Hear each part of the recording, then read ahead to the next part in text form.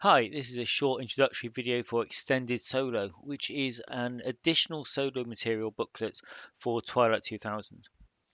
Twilight 2000 has very basic solo rules in the core book, but it was mainly just sort of 4 pages rammed full of random generators and tables, using their card-based system, but no real information of how to solo play. So this booklet there's an awful lot of text and very few tables in it, but it's the missing material, I think, to turn what's in the core rules into a playable solo system. So you get a lot of talk about, how does solo play work if you've not solo played before, getting started. Um, Turn taking is something that's always worth talking about because you're not the player and the game master at the same time. You are the player, then the game master or referee, and you literally turn take, and that turn taking swaps when you stop talking about your what your character is saying, what your character is doing. You Everything that is based on your character, their thoughts, their feelings, their actions, is all player turn, and then as soon as something needs resolving, then you become the game master. And you can separate these in your notes, you can separate them in your head, but it's a sort of flip flopping between the two. And then this first kind of introductory chapter deals mainly with many of the ideas of solo playing, and there's very few actual mechanics in this first section. But then we get to things like cyclic drama dice. Now, drama dice are, say, a dice pool or a dice mechanism where you don't know if something's going to happen. In the most basic terms, if you ever play something like D&D, you would say roll to see if there was a random encounter. That's basically a drama dice in action. There, you don't know if there's going to be an encounter every single turn or 6 hours or whatever. There might be or might not be an encounter. So you have to prepare for that. Cyclic drama dice are a more solo-centric version, and part of the goal for them is that you may know something is likely to happen, but you don't know when. And cyclic dice, they repeat many times, or well, as many times as you need, um, and so they can span whole campaigns. Um, then, say we move on to resources and resource management for solo, um, and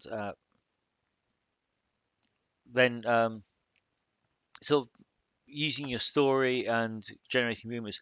Now, this is the first of probably two random tables, and it's for generating random static.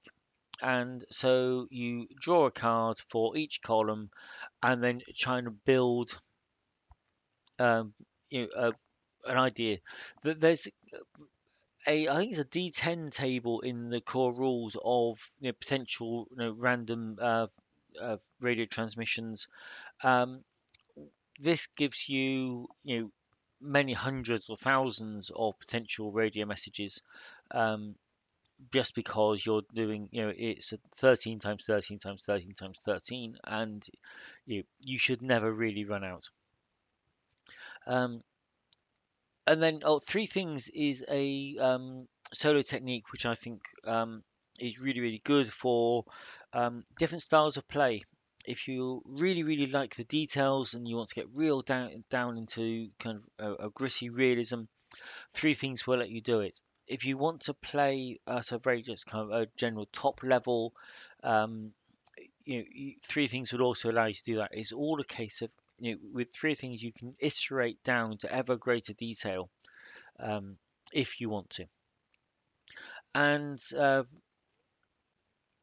then we talk about character death and character survival, and I think getting. Oh yeah, there's another. Uh, the second little random table in here. It only really operates when you draw a picture card, of the opposite set color to what you were working with. Now, in the core rules, almost everything is 50-50, except when you are dealing with alternative motives. I have introduced a way of uh, allowing a bit more nuance to that and breaking away from a pure 50-50 odds system. Because you could play Twilight 2000 basically flipping a coin the way they deal with red and black. And then I revisit drama dice with the first one was cyclic drama dice, which work as a campaign level or an entire adventure kind of level. Simple drama dice are much more immediate and deal with work at sort of an encounter level. And that was it. And then there's a few more links, such as a link to this to my YouTube channel, Instagram, Patreon, where I regularly post soloing tips and advice. Okay, thank you for watching.